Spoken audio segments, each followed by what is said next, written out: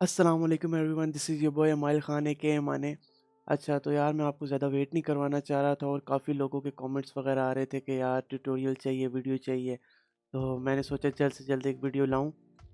तो 1 साल पहले मैंने एक एनिमेशन बनाई थी, आपको लोगो नज़र आ रहा होगा यहाँ पे। और मैंने सोचा इसी को रिक्रिएट करूँ कि ये एनिमेशन मैंने किस तरह बनाई थी। और शुरू करने से पहले एक बात बताना चाहूँ मैस्कोट लोगों के बारे में कि जो मैं एनिमेशन आज बनाऊँगा वो लाज़मी नहीं है कि आपके लोगों पर भी अप्लाई हो, ठीक है? क्योंकि मैस्कोट लोगोज़ जो होते हैं वो हर मैस्कोट लोगो डिफ़रेंट तरीके से बना होता है और उसकी एनिमेशन डिफ़रेंट तरीके से होती है। और ये वीडियो बनाने का मकसद ये था कि आप लोग जो इफ़ेक्ट्स मैं आज यूज़ करूँगा, आप उसको अपने लोगों पे एक्सपेरिमेंट कर सको। तो बस इंट्रो पे इतना ज़्यादा टाइम नहीं वेस्ट करेंगे, तो चलिए शुरू करते हैं।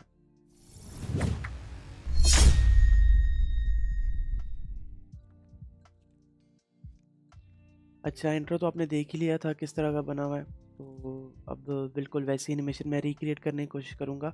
और स्टार्ट करने से पहले मैं आपको ये रिकमेंड करूँगा कि आप अपने आफ्टर इफेक्ट्स की जो वर्क स्पेस है उसको ऑल पैनल्स पे सेट कर लो। वो करने के लिए आपको विंडो पे जाना है, वर्क स्पेस और ऑल पैनल्स। यहाँ पे आप जब सेलेक्ट कर लेंगे तो आपका आफ्टर इफेक्ट्स बिल्कुल जैसे मेरा दिख रहा है बिल्कुल वैसा दिखेगा। देन अब ये पूरे लोगों की जो सारी फाइल्स हैं बैकग्राउंड के साथ ये डिफरेंट लेयर्स में मेरे पास मौजूद हैं। तो आपको इस तरह करने के लिए आपको जो लोगो एनिमेट करना है ना, उसकी वो जो इलस्ट्रेटर फाइल होगी आपको सिंपली यहाँ पे इंपोर्ट करनी है। और जब आप इंपोर्ट करोगे तो वो डिफरेंट लेयर्स में आपके पास आ जाएगा जिस तरह मेरे पास आया हुआ है, ठीक है। तो ये सारी मैंने डिफरेंट लेयर्स में सेट किया हुआ है ताकि आसानी से आपको समझ भी आए क्या हो रहा है क्या नहीं। और ये सारी लेयर्स मैंने रीनेम की हुई है अपने हिसाब से। देन सबसे पहले हम पीछे बैकग्राउंड पे ये जो इसके डायमंड बना हुआ है ये एनिमेट करेंगे। और वो करने के लिए सबसे पहले सिर्फ मैं उस लेयर को शो कर रहा हूँ, बाकी लेयर सारी हाइड कर रहा हूँ। तो ये जो डायमंड शेप है, ये जो डॉट सा बना हुआ है, इस बॉक्स पे आप क्लिक करेंगे तो सिर्फ वो शेप आपको शो होगी, ठीक है। तो ये दोनों शेप्स मैं ऑन कर रहा हूँ, सही है। सबसे पहले इस शेप की मैं ओपेसिटी खोलने के लिए आपको यहाँ पे लेयर पे क्लिक करना है, टी दबाना है तो ये ओपेसिटी खुल जाएगी। आपने पहले इस ओपेसिटी पे स्टॉप वॉच पे क्लिक करके इसको ज़ीरो कर देना है, ठीक हो गया। ये जब ज़ीरो होगी तो उसके बाद हम अब डायमंड शेप को आसानी से देख सकते हैं, जो स्ट्रोक है इसकी उसको। तो अब स्ट्रोक को एनिमेट करना है हमने। वो करने के लिए आपको यहाँ पे इस एरो पे क्लिक करना है, ऐड पे। और यहाँ पे आपने ट्रिम पैथ ऐड करना है, ठीक है। ट्रिम पैथ ऐड हो गए, इस एरो ड्रॉप डाउन से उसको खोलना है, ठीक है।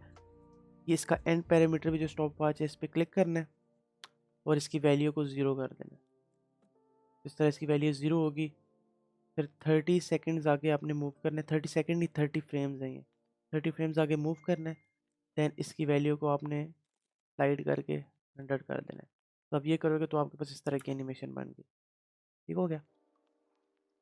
उसके बाद ये दो की फ्रेम्स आपके पास बने आगे डिफरेंट वैल्यूज़ के। इन दोनों की फ्रेम्स को आपने सेलेक्ट करना है, अपने कीबोर्ड पे F9 प्रेस करना है। तो ये एनिमेशन काफ़ी स्मूथ हो जाएगी इस तरह, ठीक हो गया। ये हमारे पास एनिमेट होगी। दैन इसको क्लोज करके इसकी ओपेसिटी को 30 फ्रेम्स में मैं 100 कर रहा हूँ। यहाँ पे 100 होगी तो ये इस तरह की एनिमेशन आपके पास आ जाएगी, बिल्कुल सेम जैसे मेरे उसमें थी। तो थोड़ा सा और स्मूथ करने के लिए मैं इसको थोड़ा सा आगे ड्रैग कर रहा हूँ, इसकी ओपेसिटी के जो दो की फ्रेम्स हैं इसको। तो ये इस टाइप की आपके पास बन जाएगी एनिमेशन, ठीक हो गया। अब ये डायमंड एनिमेट हो गया। देन उसके बाद ये जो ग्रे बैकग्राउंड था वो हमने एनिमेट करना है। उसको भी सेम ओपेसिटी के की फ्रेम्स डाल के हम इसको एनिमेट करेंगे। आपने इसको सेलेक्ट करके अपने कीबोर्ड पे टी प्रेस करना है तो ये ओपेसिटी खुल जाएगी। ओपेसिटी खुलने के बाद पहले 30 सेकेंड्स तक ये एनिमेशन आ रही है और 30 के बाद 1 सेकेंड तक हम ग्रे बैकग्राउंड को अपीयर कराएंगे। तो वो करने के लिए आपने इस पर क्लिक करना है। ओपेसिटी के साथ ही स्टॉप वॉच छोटी सी बनी है उस पर क्लिक करेंगे और 1 सेकेंड पे आके इसको एक और ऐड कर देंगे। और जो पिछला वाला की फ्रेम है उसकी वैल्यू आप ज़ीरो कर देंगे, ठीक हो गया। तो ये इस तरह से आ जाएगा।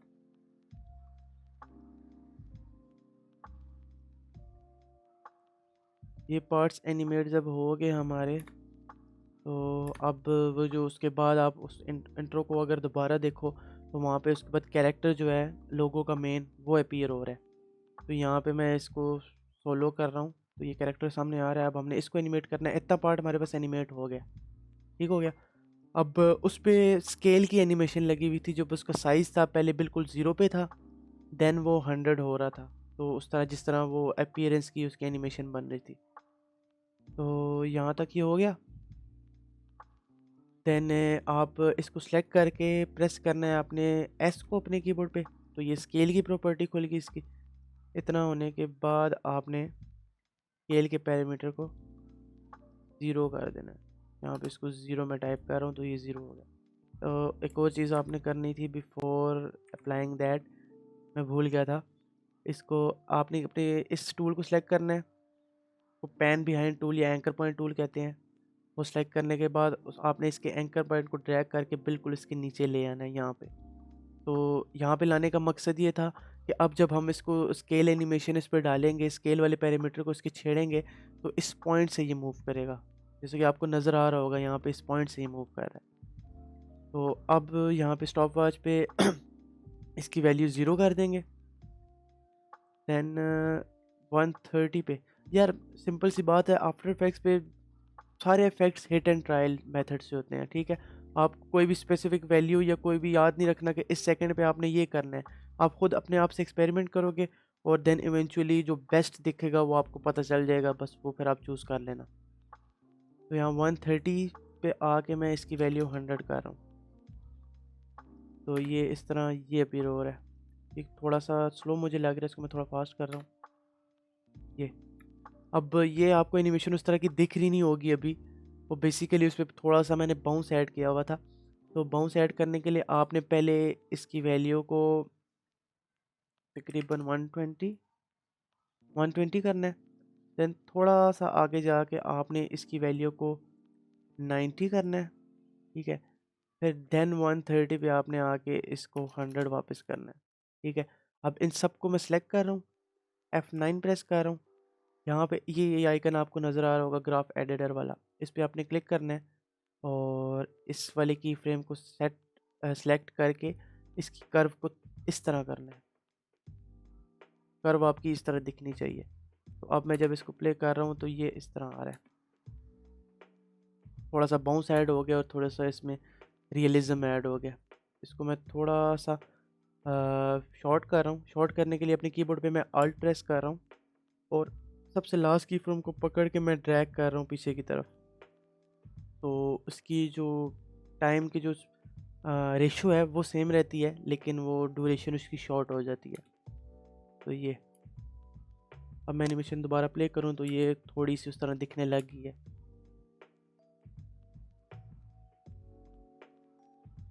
अच्छा, अब देन उसके बाद एनिमेशन जो थी वो थी आइज़ ब्लिंक कराने वाली।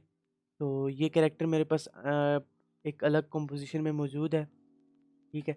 तो 130 सेकंड पे इसकी ये एनिमेशन अपीयर हो रही है। ये तो इस पॉइंट पे आके हमने अब इसकी आइज़ ब्लिंक करानी है। तो ये मैं कैरेक्टर वाली कंपोजिशन ओपन कर रहा हूँ। यहाँ पे आइज़ मेरे पास सेपरेट लेयर्स में है, ठीक है। तो आइज़ को एनिमेट कराने के लिए मैं एक इफेक्ट यहाँ पे सर्च कर रहा हूँ, लीनियर वाइप, ठीक है। तो आप ये लीनियर वाइप यहाँ पे I1 लेयर सेलेक्ट हो और लीनियर वाइप पे डबल क्लिक करोगे तो वो आई पे खुद ही अप्लाई हो गई है। तो यो इफेक्ट्स के जो कंट्रोल्स है वो यहाँ पे हमें टॉप लेफ्ट पे शो हो रहे हैं। ये छोटा सा सेक्शन है इसमें। तो अब इसे ट्रांजिशन को मैं आपको दिखा दूँगी ट्रांजिशन करती क्या है। एक बार इसकी वैल्यू मैं 100 कर रहा हूँ, तो अब आपको नज़र आ रहा होगा। इसको मैं 100 कर रहा हूँ तो ये बिल्कुल गायब हो जाती है। और जब इसको पीछे ला रहा हूँ 0 की तरफ तो ये दोबारा अपीयर हो जाती है। तो इसका मैं एंगल इस तरह सेट करूँगा कि ये आई ब्लिंक एनिमेशन शो कराए। ये एंगल को मैं मूव कर रहा हूँ 180 पे तकरीबन। अब जब मैं इस पे अप्लाई कर रहा हूँ एनिमेशन, थोड़ा सा एंगल और,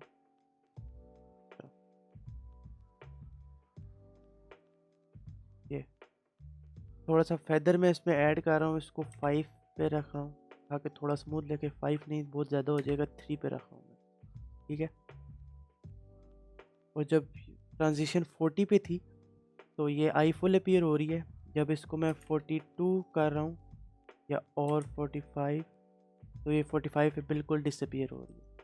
तो स्टार्ट पॉइंट हमें मिल गया 40 और एंड पॉइंट हमें मिल गया 45। 45 था ही ना, हाँ 45। तो यहाँ पे 40 है, 40 पे मैं स्टॉप वॉच लगा रहा हूँ, की फ्रेम ऐड कर रहा हूँ, थोड़ा सा आगे जाके इसको मैं 45 कर रहा हूँ। ये इस तरह गायब हो रही है। आई को सिलेक्ट करके अगर मैं यू प्रेस करता हूँ तो यहाँ पे मुझे की फ्रेम्स जो जिस जिस प्रॉपर्टी पे की फ्रेम ऐड है वो मुझे शो हो जाएंगे। ठीक है, तो 130 से दोबारा मैं आगे आगे इस की फ्रेम को कॉपी कर रहा हूँ कंट्रोल सी से, और वहीं पे पेस्ट कर रहा हूँ कंट्रोल वी से। तो ये आई ब्लिंक वाली एनिमेशन आपको मिल जाएगी इस तरह।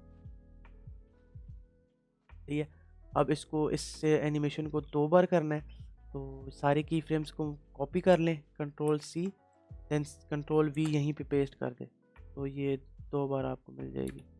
थोड़ा सा इसको क्लोज कर लेते हैं। अभी भी वैसी नहीं दिख रही, सबको सेलेक्ट कर रहा हूँ मैं, अल्ट प्लस करके, अल्ट प्रेस करके आखिरी की फ्रेम को मैं ड्रैग कर रहा हूँ पीछे की तरफ। तो अब अगर ये एनिमेशन देखे तो आपको उस तरह देखें, ये काफ़ी बेहतर लग रही है। अच्छा, सेम यही एनिमेशन आपने i2 में ऐड करनी है। i2 में गए, पहले i1 को सिलेक्ट करें, इस इफेक्ट को यहाँ से सिलेक्ट करके कंट्रोल सी कॉपी कर लिया, i2 में आके पेस्ट कर दिया। ठीक है, यू प्रेस कर रहा हूँ मैं कीबोर्ड पे की फ्रेम्स वापस देखने के लिए। तो ड्यूरेशन बिल्कुल सेम रख दें इसकी।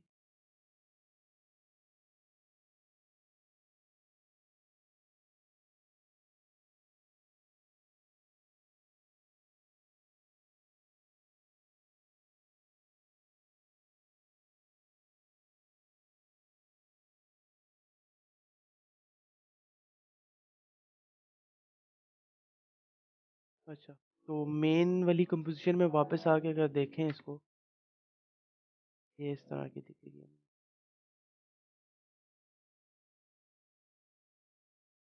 ये काफ़ी लेट आइस ब्लिंक कर रहा है, तो इसको मैं थोड़ा सा और पीछे कर रहा हूँ ताकि ये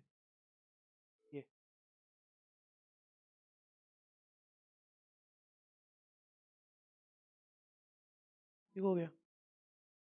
और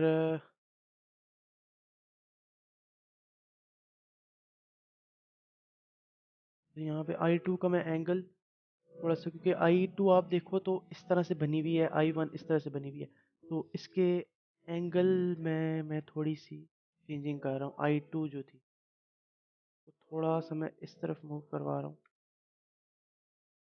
ताकि ये बिल्कुल रियल लगे। ये काफ़ी बेहतर लगा। अच्छा, मेन कंपोजिशन पे वापस आते हैं, तो ये इस तरह से दिखेगा आपको। अब उसके बाद रह गया ये कट जो अपीयर हो रहा है।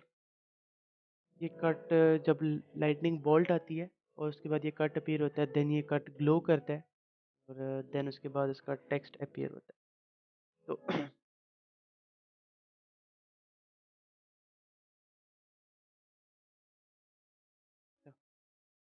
वो लाइटनिंग ऐड करने के लिए मैं ये करूँगा कि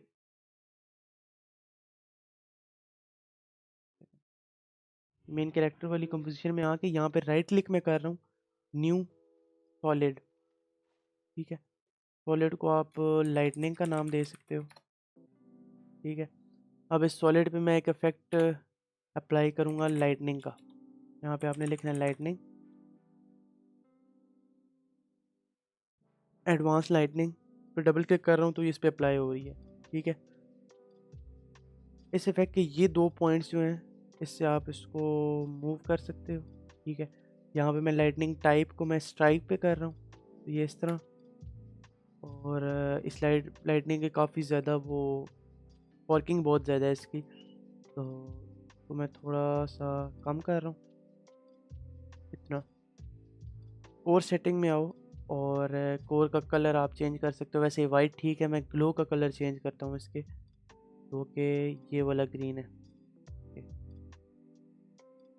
ठीक हो गया।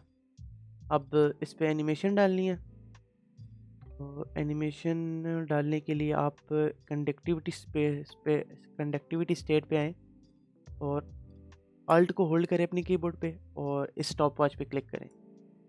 स्टॉप वॉच पे क्लिक करने के बाद ये आपको छोटा सा बॉक्स नज़र आएगा, यहाँ पे आपने टाइप करना है टाइम टाइम्स 50 कर दें। तो ये आपको लाइटनिंग मूव होती हुई नज़र आ रही है। ठीक है, अब मेन पे आ रहा हूँ। पहले मैं चेक कर रहा हूँ कि किस टाइम पे वो अपीयर हो रहा है, कब लाइटनिंग हमने लानी है। ये आ गया, 2 बार आइज़ ब्लिंक हुई, दैन उसके बाद लाइटनिंग आएगी। तो अप्रॉक्सीमेटली 1:30 के बाद तकरीबन फ्रेम नंबर 145 पे हम इस लाइटनिंग को क्रॉप कर लेते हैं। इसको आप ट्रैक करोगे यहाँ पे, इस पॉइंट पे, तो ये ऐसे आई। और पहले मैं दूसरे पॉइंट को यहाँ पे कट के ऊपर बिल्कुल ला रहा हूँ, ताकि पता चले कि कट को अपीयर करा रही है इस जगह पे। ठीक है, तो तकरीबन कुछ फ्रेम्स के लिए ये आएगी लाइटनिंग। और इसको यहाँ पे क्रॉप करने के लिए अपनी कीबोर्ड पे अल्ट और राइट क्लोज ब्रैकेट को आपने प्रेस करना है, तो यहाँ पे ये कट हो जाएगा। तो ये इतनी देर के लिए लाइटनिंग आएगी। ये अभी भी थोड़ी ज़्यादा है, तो यहाँ पे इस पे कोने पे आएंगे तो ये एरो आ जाएगा, इससे आप इसको छोटा कर सकते हैं। तो 2 बार आइज ब्लिंक हुई, दैन ये लाइटनिंग अपीयर हुई। ये अब कट को अपीयर कराना है, तो पहले कट नहीं है, कट के ऊपर आप टी से ओपेसिटी खोलेंगे दोबारा, और इसकी ओपेसिटी को आपने कर देना है 0। ये लाइटनिंग अपीयर होगी, देन ये कट अपीयर होगा। तो यहाँ पे कट की ओपेसिटी 0 कर देते हैं और यहाँ पे इसको 100 कर देते हैं। तो ये कट अपीयर हो रहा है। अब कट के ऊपर ग्रीन सी एनिमेशन आ रही थी, ग्रीन ग्लो आ रही थी, तो वो आपको लाने के लिए पहले इस पे ऐड करना है फिल इफेक्ट। ठीक है, हाँ, एक्चुअली फिल को आप रहने दें। इस कट की मैं एक कॉपी ले रहा हूँ कंट्रोल डी। ठीक है, तो एक कॉपी आ गई, ये अपीयर हो रहा है। अब इस पे मैं फिल ऐड कर रहा हूँ, इसका कलर मैं कर रहा हूँ ग्रीन सेम ये वाला। और इस पे अब मैं एक और इफेक्ट ऐड कर रहा हूँ, ग्लो। अभी ग्लो ऐड हुई, यहाँ पे आप ग्लो इंटेंसिटी को आप कंट्रोल कर सकते हैं, ग्लो थ्रेशोल्ड को आपने कंट्रोल करना है, जो मेन आपका फोकस है। इसको अगर कम करें तो ग्लो की वैल्यू बढ़ेगी, इसको ज़्यादा करें ग्लो कम होगा। हमने ग्लो की वैल्यू बढ़ानी है। तो जब ये अपीयर हो रहा है, देन यहाँ पे स्टॉप वॉच पे क्लिक करें और थोड़ा सा यहाँ पे आके ग्लो की वैल्यू हम बढ़ा रहे हैं, इतना। देन उसके बाद सिंपली ओपेसिटी यहाँ पे क्लिक करें, ओपेसिटी पे की फ्रेम एक और ऐड करें और इसको 0 कर दें। तो ये ग्लो की एनिमेशन आपके पास आ जाएगी। काफ़ी छोटी आई है, तो मैं थोड़ा सा बढ़ा रहा हूँ।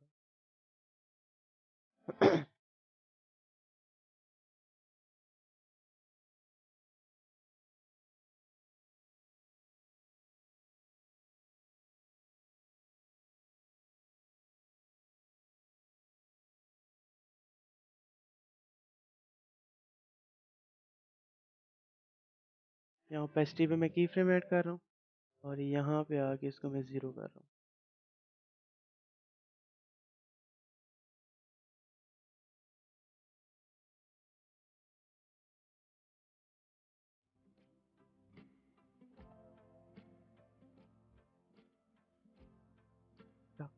कट तो अपीयर हो गया है।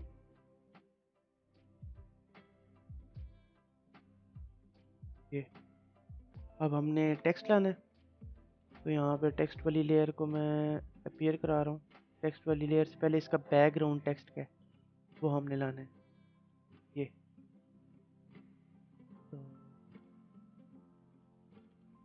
इस पे भी मैं सेम ओपेसिटी डी प्रेस करें, ओपेसिटी स्टॉप वॉच पे क्लिक करना है, वैल्यू को कर देना है 0, देन यहाँ आगे आके 100।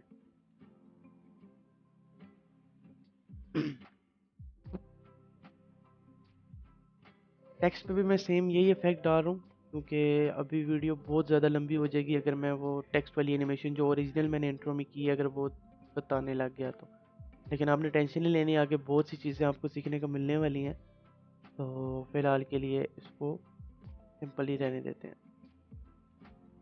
इस पे भी सेम मैं ओपेसिटी वाली लगा रहा हूँ 0, यहाँ आके इसकी वैल्यू 100। तो ये इस तरह से टेक्स्ट अपीयर हो रहा है। तो अब मैं इसके ब्लैक बैकग्राउंड को और ग्रीन बैकग्राउंड को विजिबल कर रहा हूँ, तो आपको ये इस तरह की एनिमेशन नज़र आ रही होगी। अच्छा, तो ये थी हमारी पहली वीडियो।